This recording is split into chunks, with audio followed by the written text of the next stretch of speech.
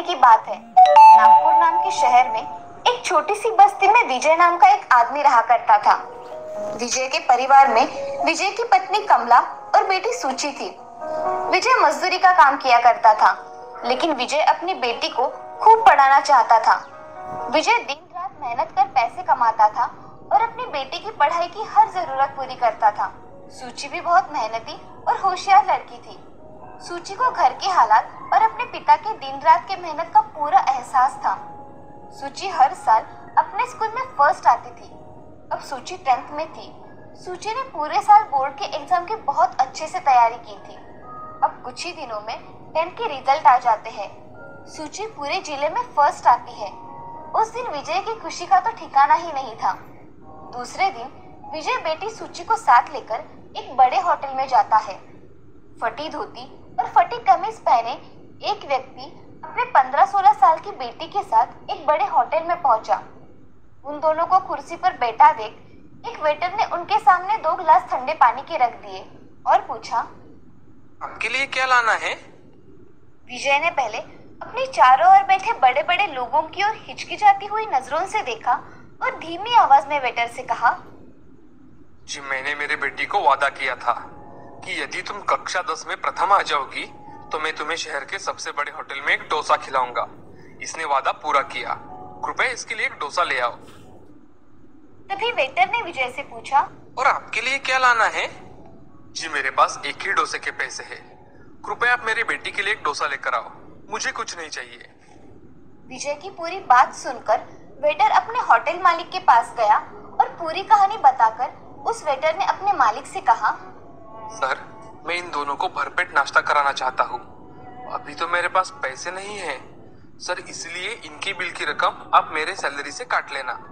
तभी उस होटल मालिक ने उस वेटर से कहा, तुम चिंता मत करो, आज हम होटल की तरफ से इस होनहार बेटी की सफलता की पार्टी देंगे।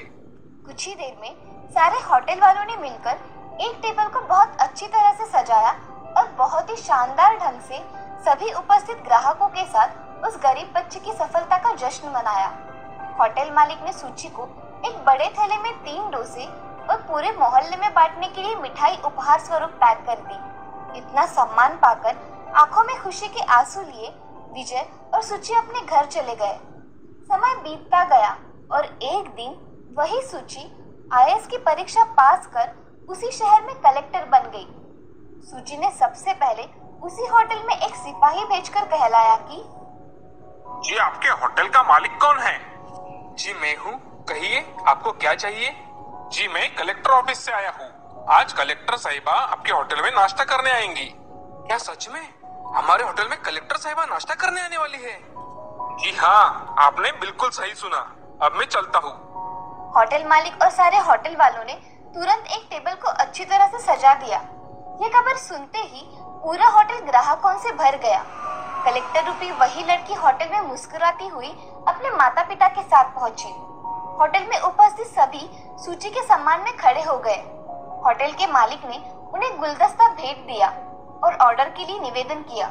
तभी सूची ने खड़े होकर होटल मालिक और उस वेटर के आगे नतमस्तक होकर कहा, शायद आप दोनों ने मुझे पहचाना नहीं। मैं वही लड़की हूँ जिसके पिता के पास दूसरा डोसा लेने के लिए पैसे नहीं थे और आप दोनों ने मानवता की सच्ची मिसाल पेश करते हुए मेरे पास होने की खुशी में एक शानदार पार्टी दी थी और मेरे पूरे मोहल्ले के लिए भी कुछ मिठाई पैक कर दी थी। आप दोनों का एहसान मैं सदैव याद रखूंगी। आज ये पार्टी मेरी तरफ से है और उपस्थित सभी ग्राहकों और होटल स्टाफ का बिल मैं दूंगी और कल आप दोनों का श्रेष्ठ नागरिक का सम्मान एक नागरिक मंच पर किया जाएगा। सभी उपस्थित लोग कलेक्टर साहिबा की ये बात सुनकर तालियां बजाने लगे।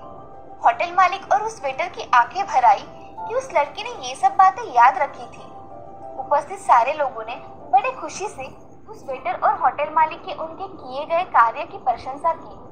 अगले दिन होटल मालिक और उनके सहकारी वेटर का बड़े ही सम्मान के साथ नागरिक मंच पर सम्मान किया गया। दोस्तों, हमें इस कहानी से ये सीख मिलती है कि हमें हमेशा किसी भी गरीब की गरीबी का मजाक बनाने के बजाय उसकी प्रति